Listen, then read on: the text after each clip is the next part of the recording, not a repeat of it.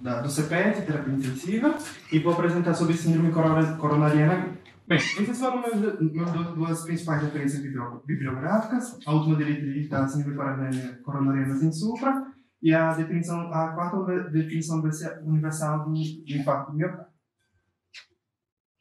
O que é a síndrome coronariana aguda? É um conjunto de doenças, né, especificamente 3 doenças, que se caracterizam por uma isquemia do miocárdio devido a uma doença coronariana aterosclerótica, ou seja, devido a uma obstrução coronariana. Inicialmente aqui, eu trouxe para a gente tentar, para a gente diferenciar e não se confundir com alguns termos, que seriam injúria miocárdica ou lesão miocárdica, e o próprio infarto do miocárdio, que caracteriza a síndrome coronariana aguda. Injúria miocárdica nada mais é do que a elevação dos valores da troponina cardíaca. Como a gente sabe, a troponina é um biomarcador que, como a gente acabou de ver, né, define uma lesão miocárdica em pelo menos uma dosagem acima do percentil 99 daquele laboratório.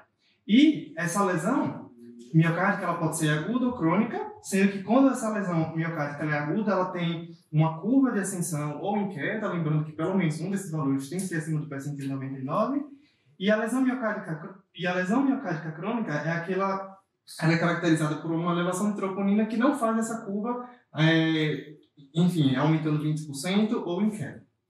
Já o infarto agudo do miocárdio, ele é a presença da lesão miocárdica aguda, ou seja, eu tenho que ter uma elevação da troponina em um contexto clínico de isquemia miocárdica. E como é que a gente caracteriza um contexto clínico de isquemia miocárdica? Quando nós temos sintomas sugestivos de isquemia, ou seja, dor torácica, que a gente vai falar já melhor posteriormente, alguma alteração isquêmica no eletrocardiograma, uma nova onda Q patológica no eletrocardiograma, lembrando que essa onda Q patológica já vai definir que provavelmente aquela parede do miocárdio já não tem uma boa funcionalidade, algum exame de imagem evidenciando nova alteração de contratilidade ou perda de miocárdio viável consistente com a etiologia isquêmica. Lembrando, isquemia de miocárdio tem que ter uma etiologia isquêmica, alguma doença aterosclerótica obstrutiva, coronariana obstrutiva.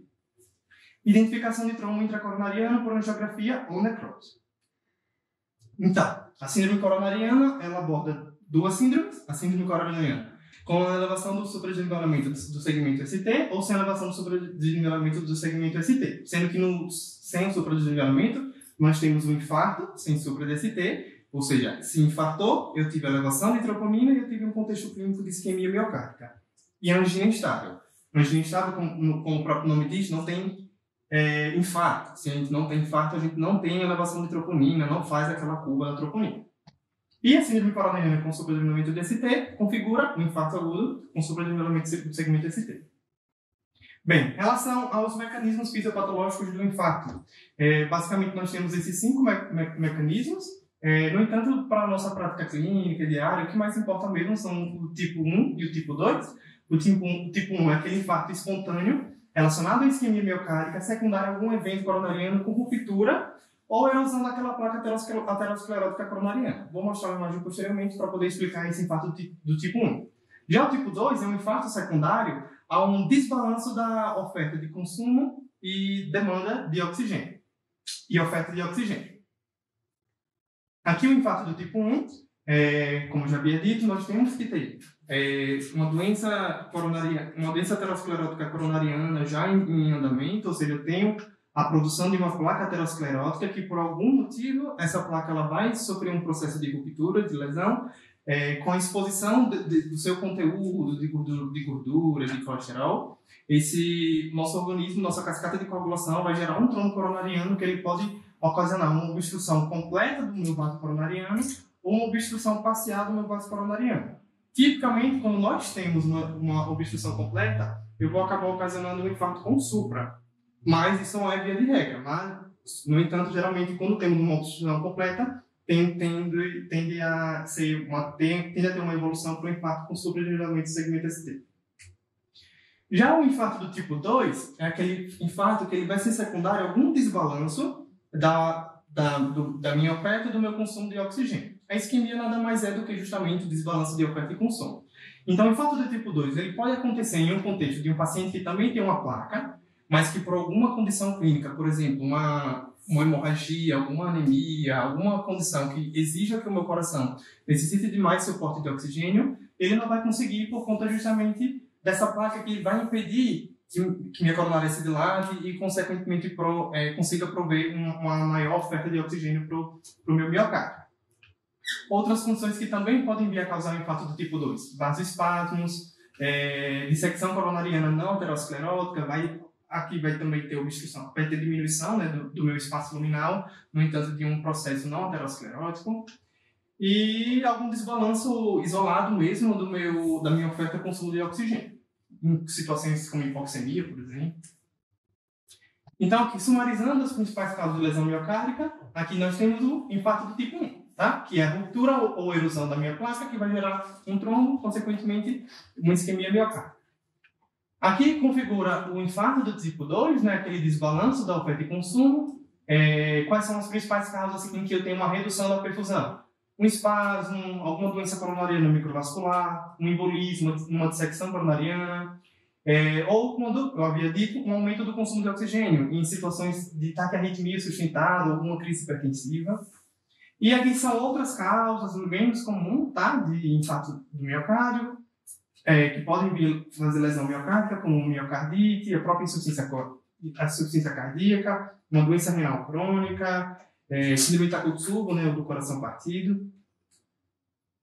Então tá, para fixar bem aqui, troponina elevada não significa infarto, tá? Troponina elevada, a gente vai ter que avaliar a curva dessa troponina, como essa troponina ela se comporta. É uma troponina instável, então tem uma injúria miocárdica crônica. Quando a gente tem uma injúria miocárdica crônica, a gente vai pensar em outras etiologias, como insuficiência cardíaca, doença renal crônica.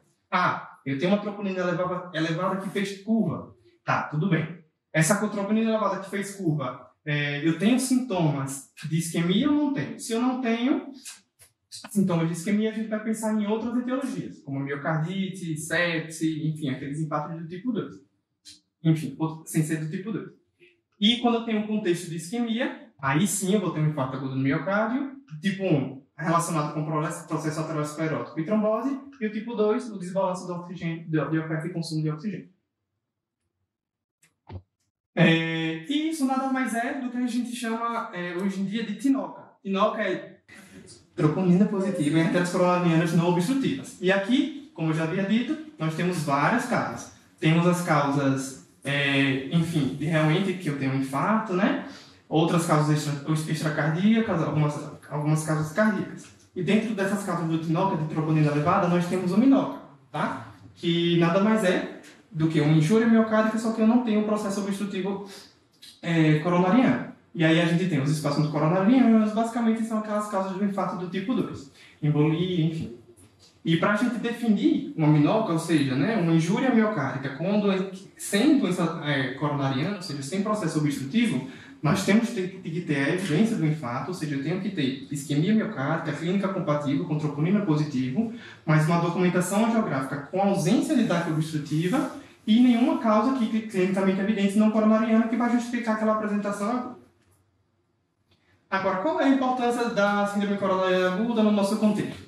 Por que ela é tão importante que a gente estuda tanto? Simplesmente porque o infarto é a principal causa de morte, tanto no Brasil quanto no mundo. De acordo com dados do DataSUS, em 2017, 7,06% do total de óbitos foram decorrentes da síndrome coronariana aguda. 10,2% das internações no SUS são decorrentes da síndrome coronariana aguda. E quando a gente vai avaliar em um subgrupo das pessoas com idade acima de 50 anos, nós percebemos uma prevalência maior de 25%. Nesse registro Grace, que foi realizado em 72 hospitais, justamente para poder avaliar o perfil epidemiológico das síndromes coronarianas agudas, foi visto que a maior parte é devido a uma síndrome coronariana com supra, a maior parte sem supra, né, como a gente pode ver, 45,7%.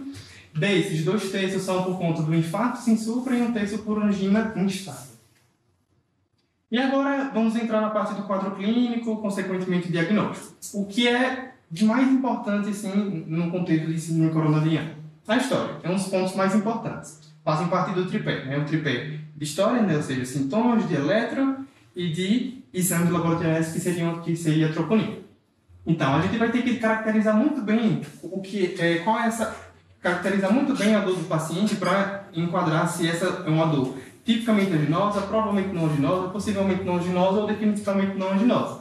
E quais aspectos a gente vai avaliar? O tipo da dor. É uma dor em aperto, peso, pressão? Isso fala a favor de uma isquemia miocárdica.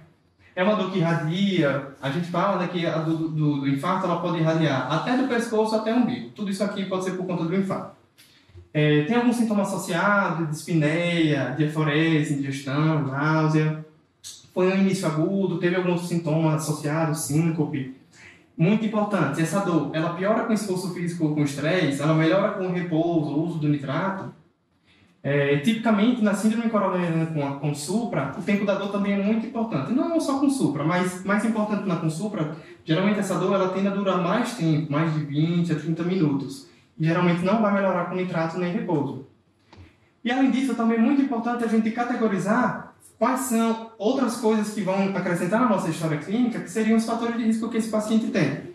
É um paciente que não tem uma dor muito típica, mas ele é hipertenso, ele é diabético, já infartou antes, a mãe já infartou, ele é idoso, enfim. Como a gente já sabe, homem, infarto prévio, idade avançada, história familiar positiva, aterosclerose em outros sítios, diabetes, doença renal crônica, tabagismo, todos esses fatores de risco são muito importantes. Com isso, a gente vai caracterizar. É uma dor definitivamente anginosa, ou seja, aquela dor retroexternal que piora em aperto, peso, que irradia, que piora com esforço, melhora com repouso. Tá, beleza, é definitivamente anginosa. Se eu só tenho alguma dessas características, umas duas características, provavelmente anginosa. Se eu só tenho uma, provavelmente não anginosa. Se eu não tenho nenhuma, definitivamente não anginosa.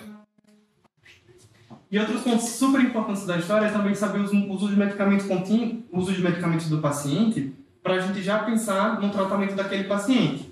É um paciente, homem, idoso, que faz uso de sildenafil, tadalafil, paciente que tem disfunção erétil, temos que ter cuidado para não administrar nitrato nesse paciente, pelo menos nas primeiras 24 a 48 horas, e não causar uma hipotensão severa. É um paciente que tem alergia a S, tá? É um paciente que ele tem uma história de asma, broncoespasmo, outros medicamentos, né, como os beta-bloqueadores, podem acabar descompensando essa questão pulmonar.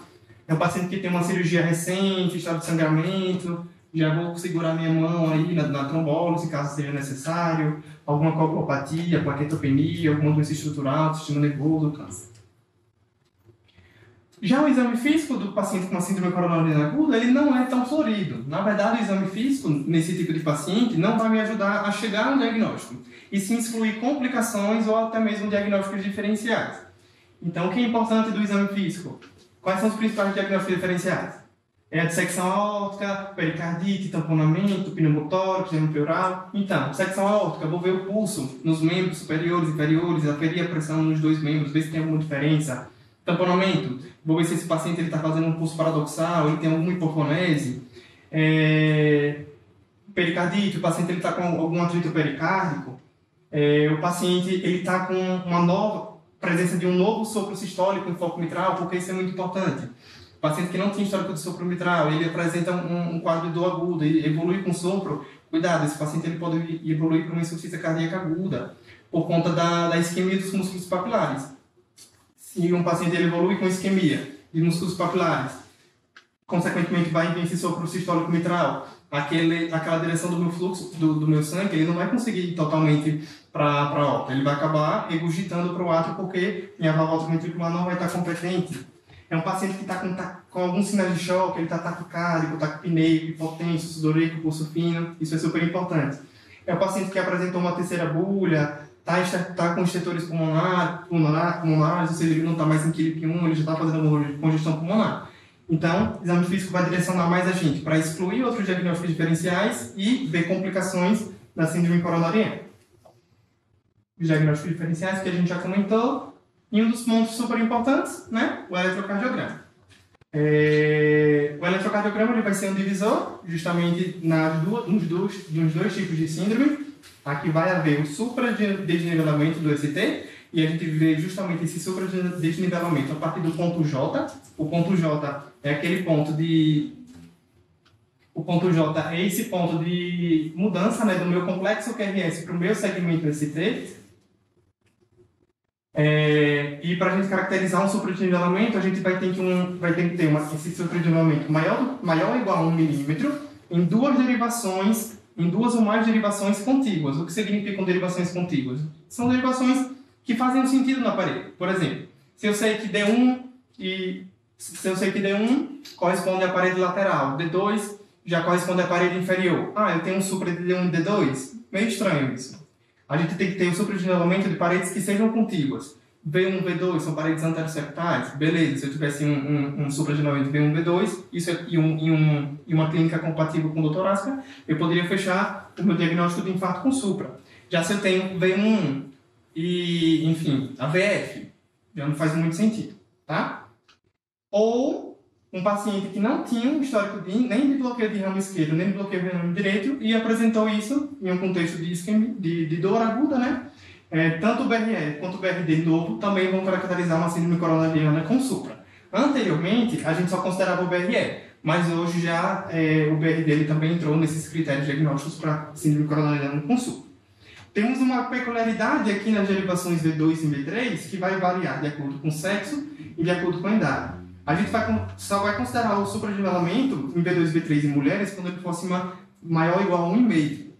Em homens mais velhos, a gente vai considerar 2, ou seja, acima de 40 anos, a gente vai considerar 2 milímetros. Já em homens mais jovens, a gente vai considerar maior ou igual a 2,5 milímetros, apenas nessas duas derivações, tá? Como é que eu vou saber se um paciente ele teve um bloqueio de ramo esquerdo novo? A gente tem os critérios de Sgar-Bosta que vão ajudar a gente a diferenciar. Já eu mostro esses critérios. O meu eletro ele não teve supradinivelamento, ele só ficou normal, ou ele teve um infradesnivelamento do ST, o meu ponto J ficou abaixo, ou ele só teve uma inversão de onda T. Não é com supra. A gente vai caracterizar ele como sem supra. Ele pode ser um infarto ou uma angina instável. Um infarto eu levo troponinas, uma angina instável não levo troponinas. Então, todos os pacientes com suspeita de síndrome coronariana, eles devem realizar o eletro, idealmente nos primeiros 10 minutos que ele chega lá em contato com o médico. Esse eletro ele deve ser repetido nos casos não diagnósticos pelo menos uma vez em até 6 horas. O eletro ele é um exame muito variável, muito dinâmico. Não adianta eu fazer só um eletro, registrar aquele momento e deixar o paciente para lá. Esse eletro ele pode vir a ocorrer algumas alterações. O eletro ele deve ser repetido em caso de recorrência dos sintomas ou até mesmo manutenção dos sintomas. E as derivações de V3R, V4R, V7, V8 e V9, elas devem ser realizadas em pacientes que permanecem sintomáticos e apresentam um eletro das 12 derivações comuns sem alguma alteração. E um ponto muito importante do eletrocardiograma, que às vezes a gente deixa um pouco batido, são as alterações dinâmicas do segmento ST, por isso que é muito importante a gente seriar esse eletrocardiograma, ou em uma inversão de onda T durante o episódio doloroso. Isso costuma vir com pior prognóstico, o paciente tem que ter um pouquinho mais de olho, esse paciente tem maior chance de evoluir a óbito. E essas alterações aqui da evolução do infarto com supra. Super importante para a gente ter pelo menos uma noção. O paciente ele fala que começou a dor hoje e você já está vendo uma onda Q patológica. Não faz muito sentido, Então vamos lá. Aqui é um eletrocardiograma normal. Aqui é um evento hiperagudo da minha síndrome coronariana. Poucas vezes a gente vai conseguir ver esse eletro desse jeito aqui, que basicamente é uma onda T hiperaguda ou que é uma onda T hiperaguda. Normalmente, nossa onda T ela é assimétrica. Se a gente dividir a onda T aqui, ela tem uma ascensão mais lenta, uma ascensão mais lenta e uma descida mais rápida. Essa é a onda T tipicamente normal. Uma onda T hiperaguda é uma T que ela é simétrica e ela tem uma amplitude maior e faz esse aspecto como se fosse um tenda, como se fosse uma hipercalemia mesmo, só que não é tão hiperagudo como na hipercalemia. E essa alteração aqui da onda T hiperaguda, ela costuma ocorrer de minutos até 1 hora no máximo, Posteriormente, esse paciente agora sim ele vai evoluir com supradesnivelamento do segmento ST, que a gente se baseia justamente pelo ponto J, que é esse ponto de intersecção do meu complexo QRS com o segmento ST, o supradesnivelamento. E essa alteração ela ocorre desde a primeira hora até as próximas 12 horas. A partir do momento que o meu paciente ele já desenvolveu uma onda Q patológica e ainda tem um supradesnivelamento do ST com uma onda T ainda positiva, provavelmente esse paciente ainda está aí nessas primeiras 12 horas do desenvolvimento do infarto com supra. Eu já tenho minha onda Q, meu supra ele já diminuiu, posso ainda ter um resquício de supra, mas minha onda T ela já inverteu. Aí esse paciente já tem um tempinho mais, provavelmente de 2 até uns 5 dias. Eu já tenho onda Q, mas minha T já voltou ao normal, já virou positiva novamente. Isso aí já é um paciente com semanas a meses. E aqui é uma outra alteração, mas não é muito relevante para a gente, em uns pacientes que evoluem com infarto com supra, que evoluem com aneurisma de parede, principalmente lá a parede lateral, os 5B6, que eles ficam com essa aqui super profunda.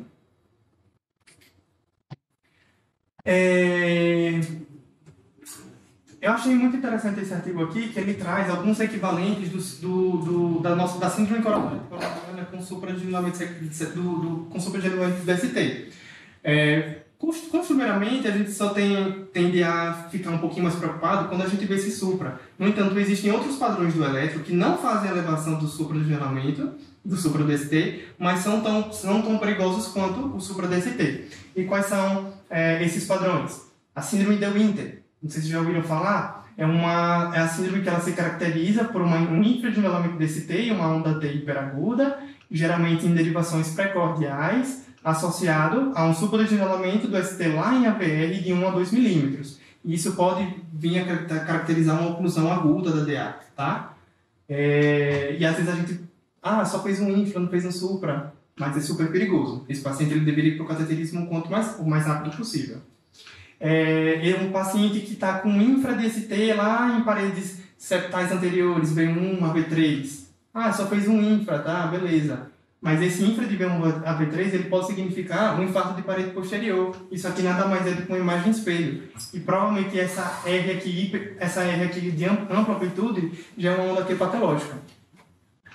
O padrão de Wellens. Nós temos dois padrões de Wellen, o padrão do tipo A e o tipo B. O tipo A é menos comum, o tipo B é bem mais comum. O tipo A é quando a gente faz a onda T plus-minus, ou seja, é a onda T que ela fica positiva e depois fica negativa, e o padrão B do tipo de Wellens é uma inversão da T, uma T hiperaguda só porque é negativa, em derivações anteriores também. Isso aqui também pode significar oclusão de DA, tá? A onda T hiperaguda nada mais é do que o primeiro estágio, né? Por isso que é importante a gente seriar. Se a gente está vendo uma onda T hiperaguda, provavelmente esse paciente ele teve uma dor muito recente, ele foi logo no hospital, tá? Em relação aos critérios de Esgarbosa, os critérios de Esgarbosa vai ajudar a gente a diferenciar aquele paciente que ele já tinha um padrão de BRE, que veio com elevação de troponina e veio não necessariamente veio com elevação de troponina, mas ele veio com um contexto agudo de dor torácica. Ele vai diferenciar se aquele BRE, ele agudizou, é um BRE que é sugestivo de um infarto com supra ou não. Porque, como a gente bem sabe, um bloqueio de ramo esquerdo, normalmente ele já tem um supradesenvolvimento DST. A gente tem que diferenciar se esse supra é só por conta desse BRE ou por conta de um infarto com supra. Nós temos 3 critérios aqui, a gente precisa de 3 pontos ou mais para caracterizar esse BRE como causador daquele infarto. Tá? Outro padrão que eu nunca tinha ouvido falar, mas esse é um padrão aqui bem menos comum, é o padrão em barbatana de tubarão, em que a gente não consegue diferenciar aqui o complexo QRS da onda T. O supradesenvolvimento do segmento ele é tão importante que a gente não consegue diferenciar. A gente tem a onda T aqui e esse padrão aqui de barbatana. Super perigoso também, enfim, a oclusão de DA e outras artérias. Em relação aos biomarcadores, né? As troponinas são os biomarcadores de escolha no diagnóstico de pacientes. Se no nosso hospital a gente tem troponina, não há necessidade de a gente pedir mais CKMB, muito menos mioglobina, tá?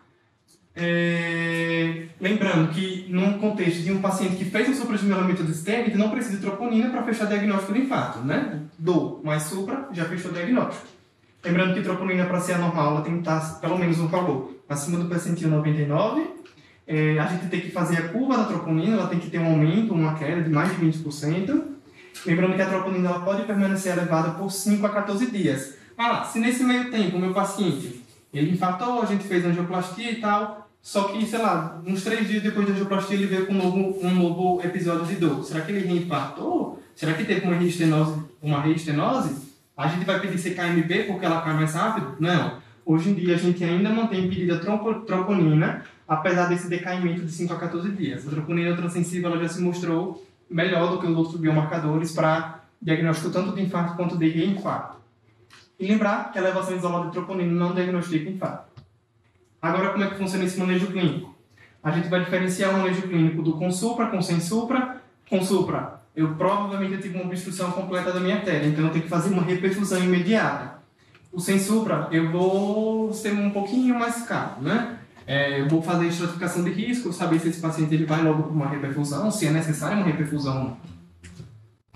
Então tá, com supra.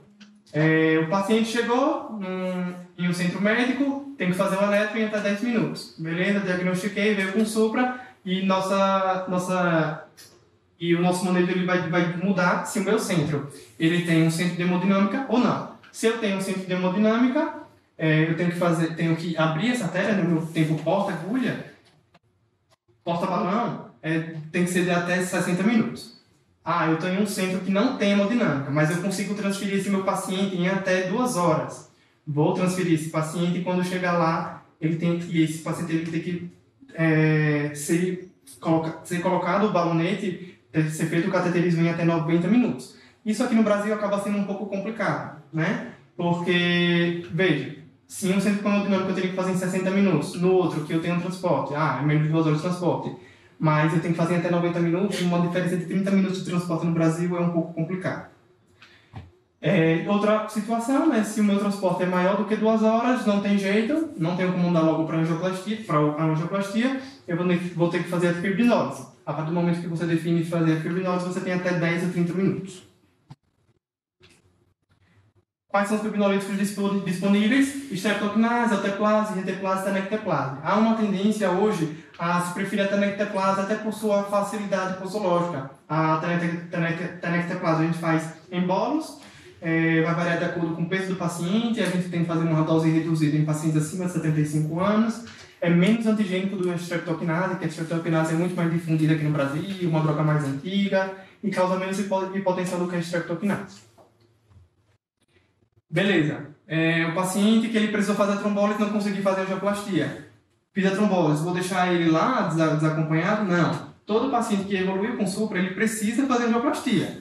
Por mais que ele tenha feito a trombólise, eu tenho que levar esse paciente para a angioplastia. No entanto, eu posso fazer isso um pouco mais retardado, ou seja, em até 24 horas, ou vou ter que fazer de imediato. E como é que a gente vai saber se vai fazer um pouco mais retardado ou tem que fazer de imediato? A partir... sabendo se esse paciente ele respondeu a essa trombólise. Como é que a gente sabe se ele respondeu? Aliviou a dor, teve uma manutenção ou restauração do equilíbrio elétrico hemodinâmico, algumas arritmias de reperfusão, né?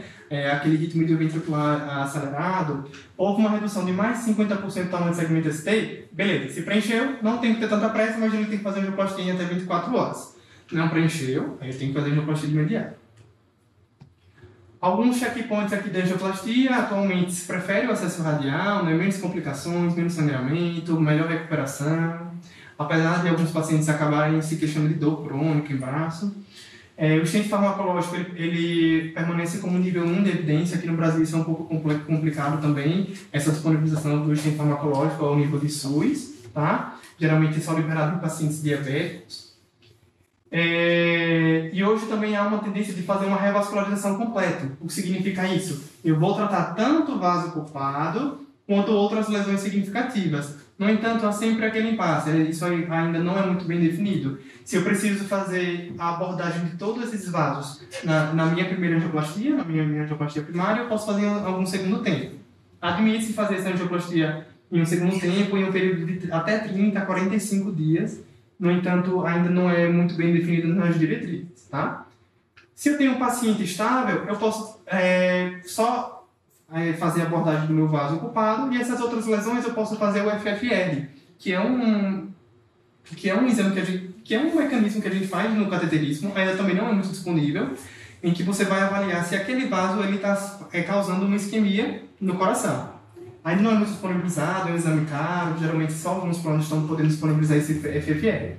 No entanto, por fim, em outro contexto, aqui no estudo do Kuprit-Shock, ele avaliou pacientes que evoluíram com choque cardiogênico, isso aqui já é muito bem definido. Em pacientes com infarto que evoluíram com choque cardiogênico, eu só vou tratar inicialmente a lesão culpada do infarto. As demais, eu realmente vou ter que deixar para um segundo momento, porque viu que eu reperfundindo essa lesão e depois estabilizando clinicamente, hemodinamicamente esse paciente, a mortalidade vai ser menor do que se eu tivesse feito tudo ao mesmo tempo.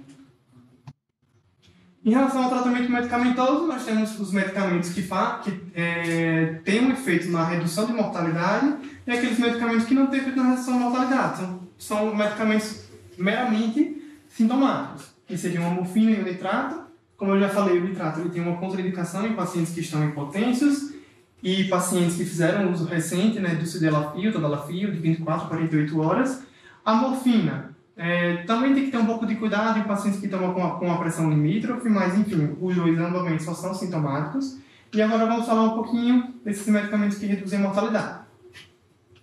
Primeiramente aqui, nós temos a nossa dupla antiagregação, a nossa velha dupla antiagregação plaquetária, que era composta pelo AS, né, o ácido acetil salicílico. A gente faz um ataque de 160 a 325 mg. Costumeiramente a gente faz 300 mg, né, são 3 comprimidos, o paciente ele mastiga.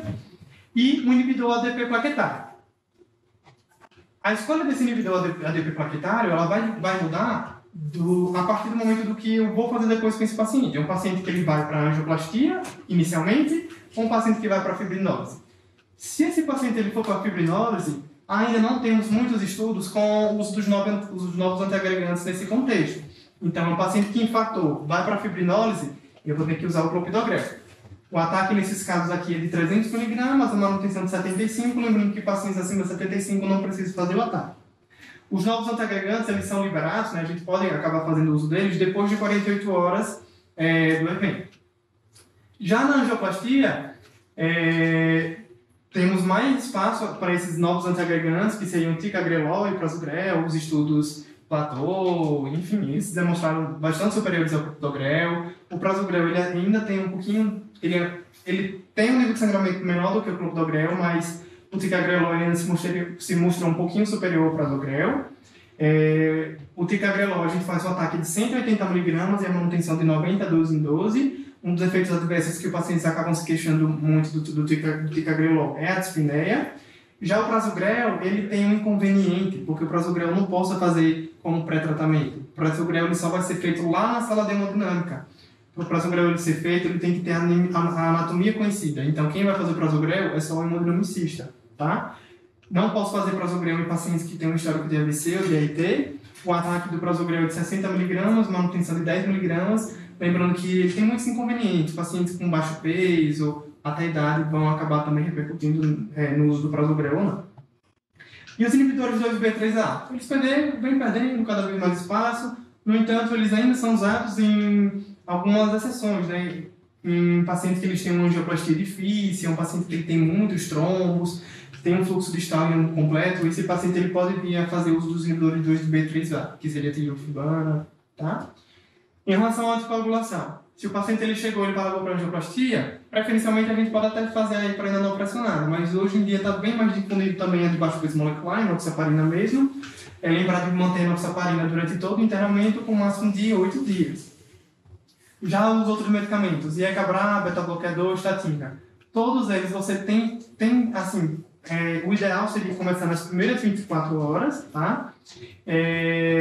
Ainda não é muito bem definido se o IECA, enfim, ele realmente é necessário para todo mundo, mas ele se mostrou bem importante em redução de mortalidade em pacientes que evoluíram com uma disfunção de ventrículo esquerdo, em pacientes diabéticos prévios ou que já tenham infartado previamente. O beta-bloqueador, a primeira dose ela pode até ser venosa, se o paciente ele não tem nenhum sinal de congestão pulmonar, se ele for CRIP 1 e depois essas doses elas podem ser orais. No entanto, ainda também temos dúvida em relação ao pós-alta. Será que esse paciente precisa de um beta-bloqueador para casa? Atualmente, há uma tendência de sempre colocar o beta-bloqueador.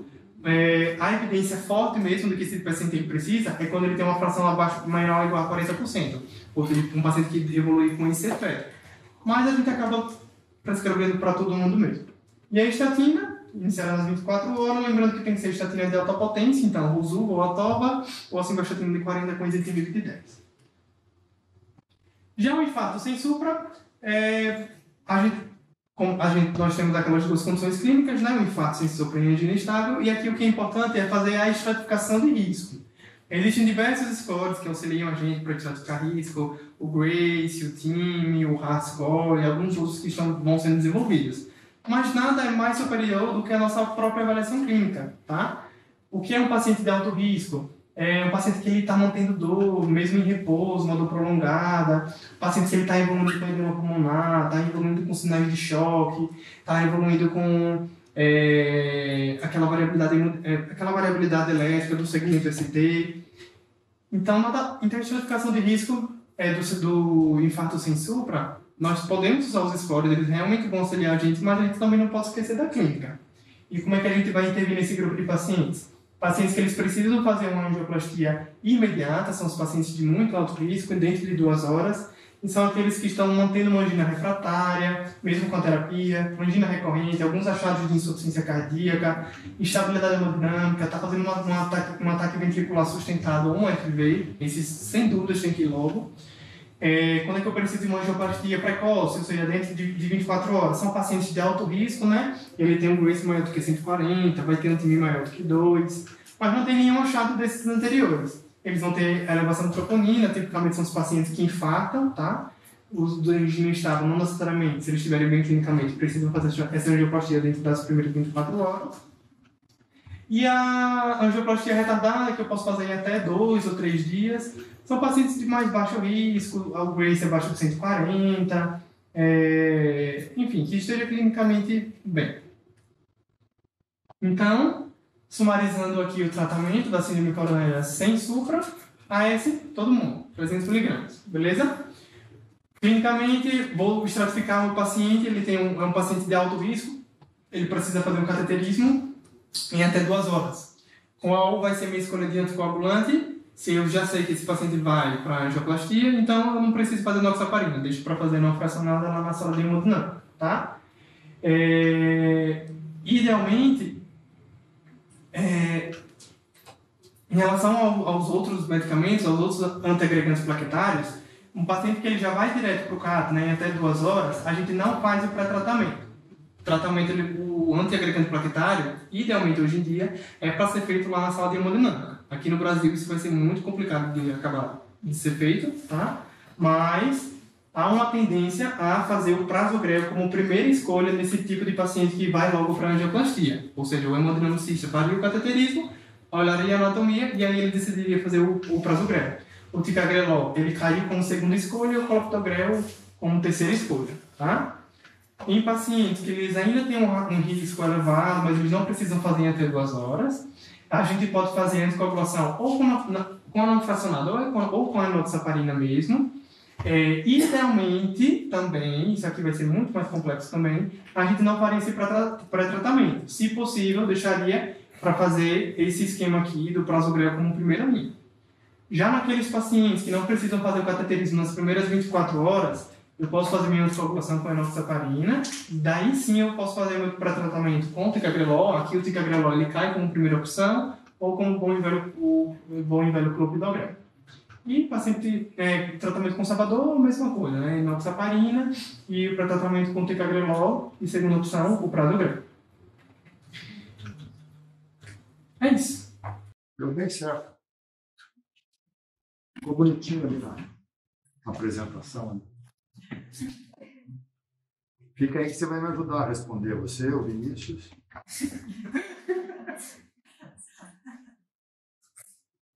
Carol. Oi, doutor. Conta-me. Não, eu gostaria de parabenizar o José, nosso cardio intensivista, né? Foi muito bem. Gostei muito da aula, foi bem esclarecedor. Gostei bastante da aula. Bom, nós não tínhamos, né? Um estágio dirigido para a cardiologia e para o atendimento do doente com dor torácica aguda, do doente que ainda não está internado, mas que está nas rotas, nas unidades de dor torácica, e para aqueles doentes que internam em unidades coronarianas. A gente começou agora uma parceria com a cardiologia do INPE, e acho que isso mudou de forma significativa, né? Quer dar um pouquinho a sua experiência para gente? Assim, a primeira experiência... Já acho que é a quinta vez que eu pergunto a mesma coisa para você, mas agora de uma forma mais estruturada, porque nós só tivemos uma aula que é muito específica da unidade coronariana, e também porque você andou dando uma aula lá no de quarta agulha do meu carro. A unidade, assim, a experiência que a gente tem lá, às vezes, é diferente, porque a gente introduz os pacientes. E uma das particularidades bacanas lá é que a unidade coronariana já atende o paciente na admissão do plano de atendimento. Então, chega um paciente que, assim, por alguma atividade, ativa o protocolo de doutorado, então imediatamente é o plantonista que atende lá. Então, isso aí faz uma viagem, estratifica. Então, o centro de hemodinâmica já é à frente da utilização. Então, assim, isso é onde eu vi esse fluxo funcionar como deveria funcionar. Acho que o conceito é de que esse doente, a partir da hora que ele interna, que ele chega ao hospital, ele se torna de um serviço. E esse serviço vai dar o atendimento longitudinal aonde esse doente estiver. Seja na porta, seja na unidade coronariana, depois na ida para o quarto, e até depois para os consultórios dos cardiologistas posteriormente. Então ela não é segmentada. E a outra vantagem, só te complementando, é de que existe um relacionamento muito bom entre a clínica e o pessoal da hemodinâmica e da cirúrgica. Então acabam tendo a mesma linguagem, os mesmos protocolos, consequentemente, de atendimento do doente aonde ele estiver. Isso assim, fica nítido, porque a gente vê esses pacientes. Uma coisa que me chamou muito a atenção e realmente a prevalência de como a gente, às vezes, num cenário de emergência porta aberta, como uma UFO, uma coisa, às vezes, o diagnóstico, por exemplo, um infarto sem supra, ele acaba passando batido por questões intrínsecas do sistema, assim, ou porque não tem um exame disponível, ou para te dosar uma troponina, tu vai ter que coletar, mandar para o laboratório, ela vai chegar o resultado 3 horas depois para você ver. Aí trocou o plantão. Então, essa continuidade do serviço, de fato, ela é benéfica, mas assim, enquanto esses pacientes cursam com uma alteração do quadro clínico diferente do que a gente vê, ou do que a gente esperaria, por exemplo, um paciente que inicialmente entra, um quadro de angina instável, aí segue o protocolo, vai para a sala de hemodinâmica para estratificar risco, na estratificação V, aí vem aquele dilema, tem uma lesão de 80%, mas com fluxo bom. Trata ou não trata essa lesão? Bom, não trata, volta para o quarto, depois faz um infarto com supra, vai para a emergência, faz o stent, volta, trombose, stent. Então, quer dizer, é um paciente que ele é crítico não pelo quadro clínico atual, mas pela possibilidade, ou o cara já teve um infarto prévio, está com dupla de agregação, aí tu não pode fazer, às vezes, uma revasque, que vai um cara novo, 50 anos, então tem que ficar em observação por 5 dias no hospital, 15 caminhos, vida normal, pouco para ir embora, com uma oclusão de 90% em DA. Então, quer dizer, essa característica, eu acho que assim, do estágio traz muito para a gente essa vivência. E outra que é o infarto tipo 2, né? Que assim, depois daquela primeira aula, assim, eu comecei a observar os pacientes, para mim, que a grande maioria é neurocríticos, mas às vezes um paciente que evolui com uma PCR, por algum motivo, óxido, na hora de reperfusão acaba fazendo, então a gente vê, às vezes, elétrons documentados no BRE logo no pós-retorno à circulação espontânea. Então, é um paciente que fecha critérios para o infarto tipo 2, ele teve injúria miocárdica, faltou, fez uma recirculação, fez um BRE que depois retorna. Então, acho que tem bastante a agregar e, de fato, essas particularidades que antes ficaram para a cardiologia, hoje, cada vez mais para a gente é fundamental. Assim, eu notei essa diferença. Nós, como grupo, a gente vai nos aproximarmos e fazer essa interface cada vez de uma forma mais intensiva, nesse momento no link, mas a intenção é que a gente faça a mesma coisa na Santa Casa, na sequência. A Santa Casa tem uma definição estratégica de se tornar o hospital para atendimento de pacientes SUS com doença cardíaca nas suas diversas gravidades, mas principalmente do doente cardíaco mais grave, de se tornar a referência na cidade de Curitiba. É só esperar um pouco esse maldito Covid dar uma desaparecida para poder criar o espaço. Mas a gente já está se preparando para isso e do mesmo jeito que a Ana Beatriz vai ser lá no link, a gente acha que o Bruno tem o potencial para poder fazer isso na Santa Casa. Acho que ainda dentro do span of time de vocês, aí, o tempo de residência de vocês, vocês ainda vão ver isso. Eu acho muito interessante essa tendência das novas diretrizes, né, da gente não fazer o pré-tratamento com agregante. E aí, tipo, a Santa Casa realmente ainda não é muito possível fazer isso. A gente acaba fazendo pré-tratamento mesmo porque não sabe quando esse paciente vai para o cateterismo. Porque realmente seria muito interessante fazer o antiagregante na sala de hemodinâmica, porque como o Vinícius falou, se esse paciente ele for candidato a fazer a vascularização, aí a gente fez clopidogrel, vai ter que esperar 5 dias para poder. Aí ocupa mais, enfim, mais tempo de internação, mais custo para o hospital e tal.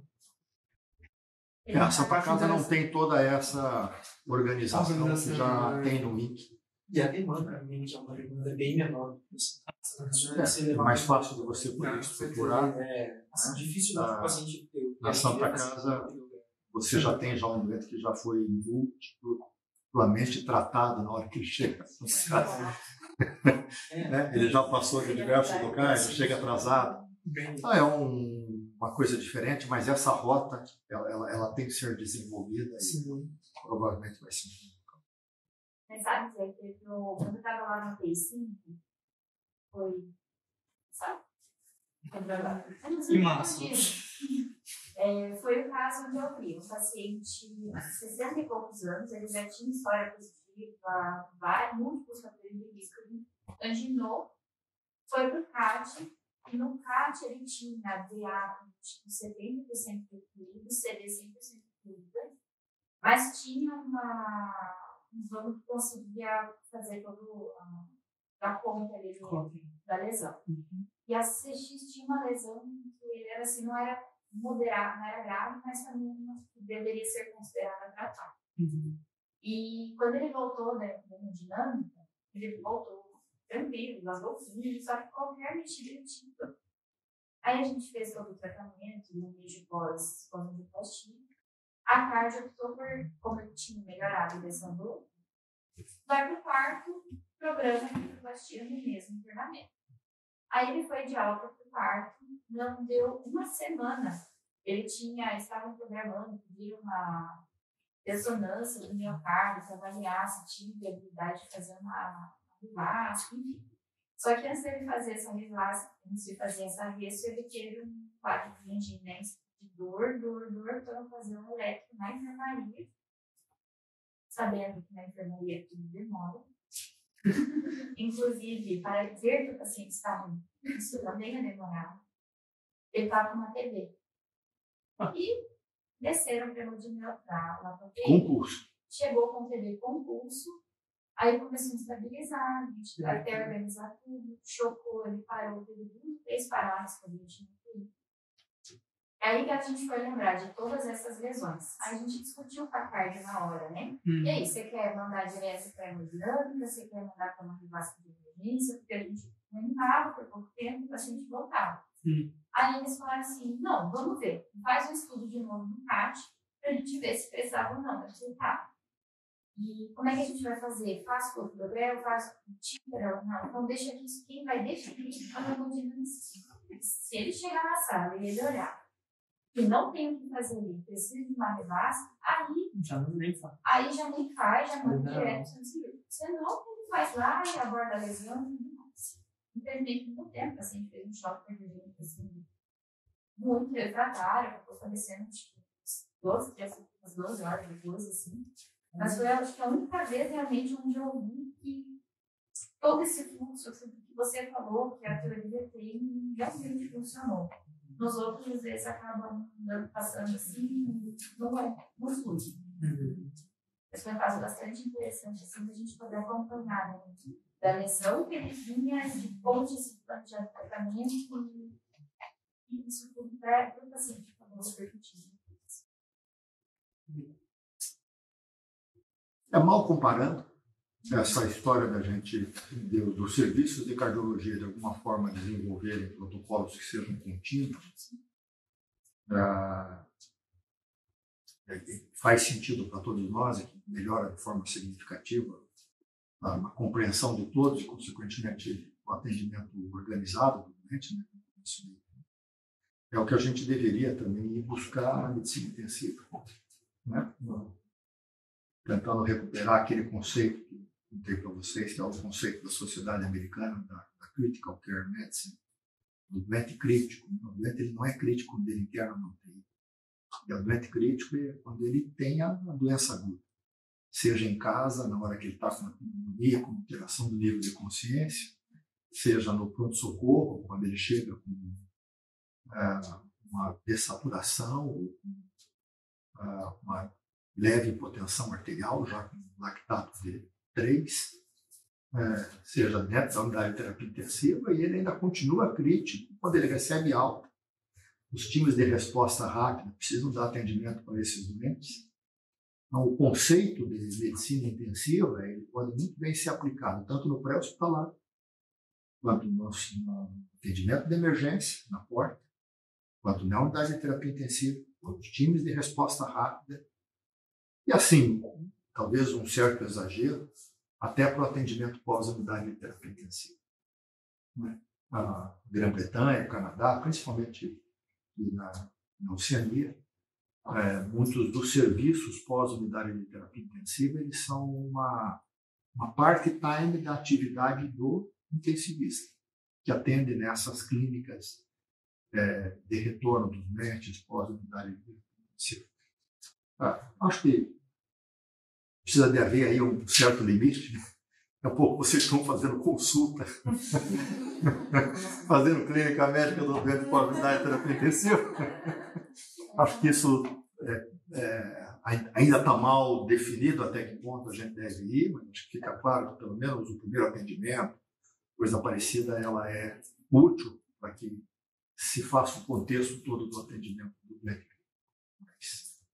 Principalmente o pré-hospitalar, a sala de emergência, o time de resposta rápida dentro dos hospitais, faz muito sentido de ter esse conhecimento do médico intensivista levando para um doente que é crítico, não só porque ele está dentro da UTI. Não sei, eu não tenho grandes coisas para poder comentar, eu não estou completamente atualizado com relação à faixa de Epidogrel, mas... Como é que é o nome dos outros? Fica gravado. Aprendo com vocês também algumas coisas. Então, também não vou ficar dando palpite aqui. Tá bom? Qualquer coisa. Cada vez mais acho que a gente vai acrescentar pessoas de boa qualidade para poder ensinar vocês também nessa área. Tá bom? Que às vezes eu vejo que agora, já passando pela clínica médica, começando intensivo, às vezes os colegas do PS esquecem do equivalente anginoso. Uhum. E aí deixa passar batida também. Pensar atrás. Então, às vezes não é uma dor tão típica assim, mas se equivale a algum angina, né? E acho que a tua experiência é muito do Vitabatel, por enquanto, basicamente, onde a gente não tem lá uma unidade de dor torácica mais, ela se desestruturou, ela veio para dentro da UTI, mas havia ali uma unidade de dor torácica e uma unidade coronariana, onde a UTI 2 hoje era uma UTI da cardiologia. E nós assumimos o serviço de cardiologia, se desestruturou. Então, criou-se, de alguma forma, uma solução de continuidade, uma separação, né? Até que o doente, eventualmente, chegue para dentro da unidade de terapia intensiva, quando ele é atendido por você, ele pode passar por muitos médicos que não estão completamente experientes e atentos para essas manifestações não usuais, atípicas, e muitos doentes, possivelmente, acabam sendo perdidos. Doentes que provavelmente internariam numa unidade de dor torácica, fariam uma rota, e fariam um screening, né? Mas ok, bem lembrado. Só puxando esse gancho, às vezes acaba sendo até um pouco paradoxal, assim, porque ao mesmo tempo que às vezes esquece do equivalente anginoso, quando pensa no infarto, pensa só no infarto e esquece do resto. Então, tu vai ver o paciente chega com uma dor típica, curta duração, insuficiente onérgico, normal, sem alteração de troponina. Pô, então o cara também tá só com uma dor, dá uma de o cara vai para casa e o cara tá fazendo uma dissecção de aorta. Então, isso também às vezes acaba acontecendo. Às vezes aí chega o paciente lá, tardio, chocado, já quase 3, 4 e por já mais de 24 horas procurando atendimento por uma dor do infarto elétrico normal. E depois Tudo bem, são exemplos de como um serviço desestruturado acaba tendo repercussão deletéria.